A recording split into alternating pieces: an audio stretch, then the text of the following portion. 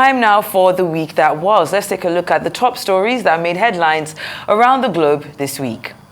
Our top story, President Tinubu's highly anticipated ministerial nominees list has been finally sent to the Senate. It ends weeks of speculation about the caliber of and capability of the people that are expected to make up the president's cabinet. Although the Constitution provides for a minimum of 36 ministers, only 28 names made it to the initial list. A second list is expected. On this first installment, no states or portfolios were attached. Arise correspondent Omo Bazwaye reports that unlike before, the ministerial list was hand-delivered by the Chief of Staff to the President. Minutes after emerging from a closed-door session, Senate did what has not been done before, invoking Section 1A, 1B, and Section 12 of its standing rules to admit Femi Gbajabiamila, the Chief of Staff to President Bola Tinubu, into the chamber to hand-deliver the much-awaited executive communication from the presidency. Gbajabiamila is also the immediate past Speaker of the House of Representatives.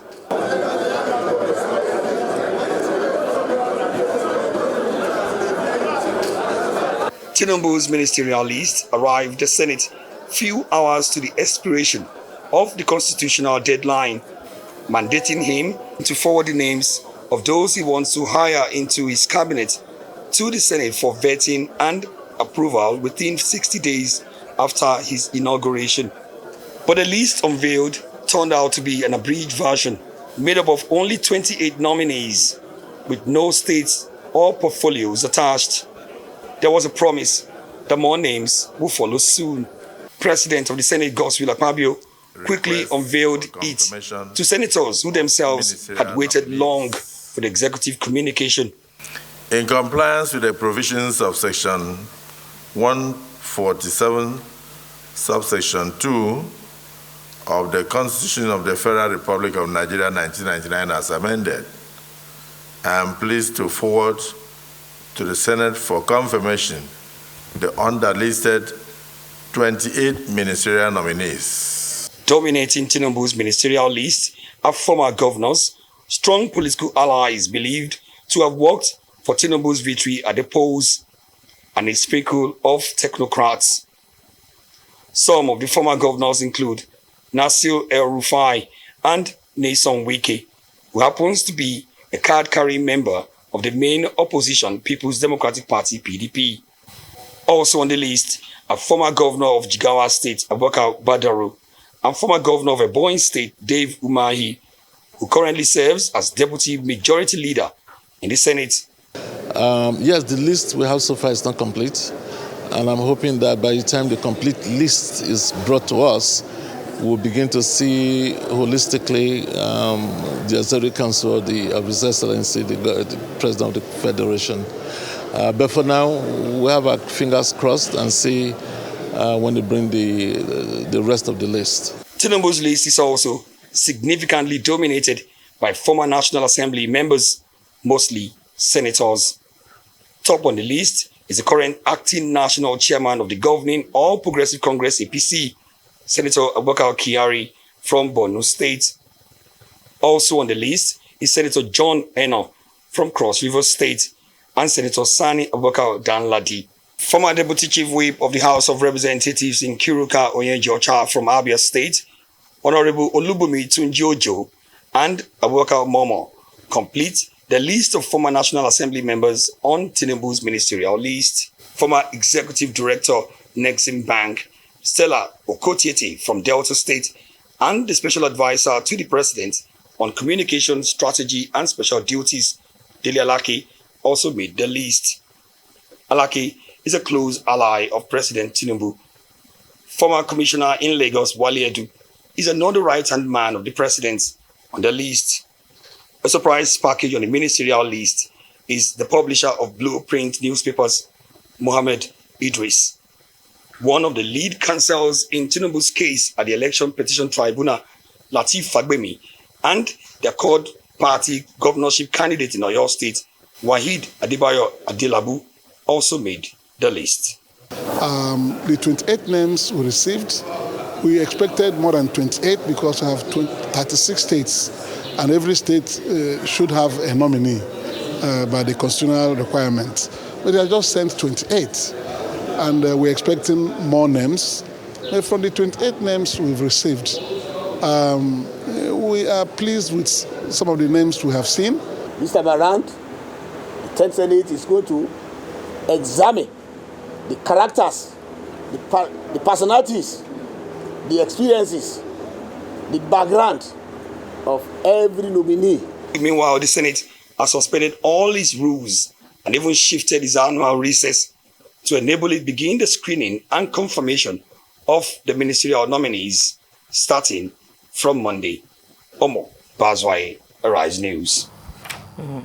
Very interesting development there. I remember, just watching everything unfold from, the grand gesture of the chief of staff arriving, arriving at the House, Senate House, of course, with the list, getting their hand delivering the list, and then the list actually now making it, to the media. And it's very interesting. I think what has really unfolded since that list has been announced is people looking at it from two angles. People are saying, oh, these are, Tinubu boys or Tinubu loyalists. And some are also saying that, these are recycled names. But then again, we're looking at a very experienced cabinet. So it's about finding the balance between, the loyalists and, of course, I'll say the experience versus recycled names. But I think what really stood out for me and what I think is very refreshing about this list is, of course, remember President Tinubu, during his campaign, he did talk about the 35% affirmation to include more women in his cabinet. And now we're looking at about 7 women already on the list out of 28 people. So that's already 25% of the list. So, we're still waiting to see the remaining names that will be sent in, because we're very aware that we still, it has to be 36, even though we're looking at a complete number of about 41 names expected in total. So looking at the fact that we have so many women, Barrister Hannatu Musawa, Iman Suleiman Ibrahim, Doris Uzoka, Betta Adu, Kiruka Unjeriocha, who is a very experienced politician as well, I think is a very, very a good development, so to speak. But another thing there that stands out for me as well is the fact that we're seeing these names but without any portfolio, and we're expecting, we're expecting the Senate to screen these names and be able to review the list and screen the ministerial names properly. But how are they going to do that if there are no portfolios attached? I remember watching an interview that the chief of staff, Femi Gbajabiamila, gave, and he said that, they were trying to be very, dynamic so that they can move things around. They're going to rejig some of the ministries, so there's a possibility they're going to be introducing some new ministries. That is understandable, but it almost seems as if you're giving, you're expecting a review to be done, but you're not giving the full information. At this point now, people are just trying to mix and match and see who exactly is going to go where, who is going to fit into where. But at this point, it's been 60 days. The president had enough time. He said he was going to hit the ground running. This doesn't really feel like a hit the ground running situation. Another important development is the fact that the president also met with youth leaders, APC youth leaders yesterday, and we're looking at this list, and a lot of people are saying that we're not really seeing a lot of young people. There's no fresh blood per se. I know we have Stella Oketete, who is 38, and we have I think it's Hannatu Musa. Who's 36, 37 in October. Exactly. But we don't have, we don't have as many young people. So it's a situation where we're now looking at, is the president going to have, out of these 14 names that are left, are we going to be seeing more young people? But it's a good way to, it's a good way to start. We're looking at a mix of technocrats. We're looking at even the past 4 governors. Nyesom Wike, for a long time has switched his Igbo cap to the Yoruba cap, constantly going to ASO, the ASO Rock Villa to, of course, talk to the president. He worked very, very hard, anti-party activities, like the members of PDP would say, No, he worked very hard for President Bola Ahmed Tinubu to make sure that he got in there, and this ministerial appointment looks as if it's a reward. Another person that might be a blight on the list is, of course, ex-governor El Rufai. We know everything that happened, with his states when he was the governor in Kaduna. A lot of people are saying that, maybe we shouldn't be having ex-governors, people that have already been there. Why are we not seeing fresh faces? But as it stands, the ministerial list is out, expecting more names. The president has fulfilled Section 147, subsection 2 of the 1999 Constitution to an extent, in partiality. Because that's part of the problem, really. Yes. The list has something almost for everybody. Reward, platform for some others, an opportunity to discover, fresh faces in some, instances, experience here and there, understanding of the National Assembly. So it's a potpourri. Maybe it didn't strike many Nigerians as totally outstanding, something that will wow you, the wow factor. Was not in the list. But what is even more, you hinted on it, what is even more troubling is the fact that we had an incomplete list after 2 months into governance. Yes. That's not very reassuring to a lot of people, given the fact that even out of the 10 special advisors that the president had appointed already, out of the 20 that he had approval for, 3 of them are moving to be ministers, which would therefore leave about 7 more names. So as the president is struggling to fill the list of the ministers, he will also be thinking of who will now come to those special advisors. I think that he had enough time. And I think that some of the sort of changes that he promised, we're not particularly seeing them in the manner in which things are unfolding. You're right that it looks like we will have more than 36, 37 ministers this time around, because three of the states already have 2. When you have 2 like that, it certainly means that the president is using his prerogative to pick additional 6, one representing each of the geopolitical zones. And it looks like Cross River, Bauchi, and Katsina have already picked certain slots. What happened to the 11 states who are not represented at all? Your Kano, your Lagos, and a few, Adamawa, a few other states. What should their citizens be feeling? Because what the Constitution says is that 36 ministers, 1 per state, should reach the National Assembly by Electoral Act, by 60 days after your inauguration. That hasn't been done. But let's hope, as you said, that the additional list will at least maybe have some more better vibe than this. You mentioned the question of women, which is good at 25. Let's hope that there will be more women here. Youth, not peculiar to President Bola Ahmed Tinubu. When Obasanjo was there, Chukwuemeka Chikelu was 36 when he was Minister of Information. Yes. The gentleman who replaced him, Frank Nweke Jr., was 37 at that time. Obi Ezekwesili was in her 30s when she joined government, was 42 when she became minister. So we've always had that sort of dynamism. What people were expecting that things will be a lot better. Yes. Of course, we are hearing different names now, youthful people, even though we throw that word loosely here. Once you are not among them, in your 50s and stuff, that you are youth. But, so far so good. Let's see what happens, and let's hope that, because there are many names that you want to deal with, so what's delaying it? Definitely. Anyway, let's move on. Nigeria's inflation rate continues to accelerate, hitting a 7-year high of 22.79% in June.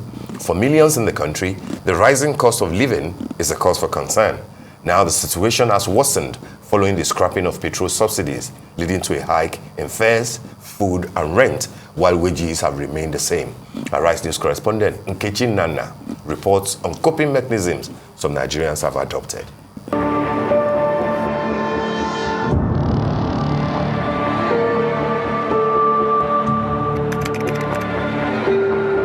Welcome to Nigeria, a vibrant and diverse country with a rich cultural heritage, now confronting a sobering perspective of the cost of living crisis.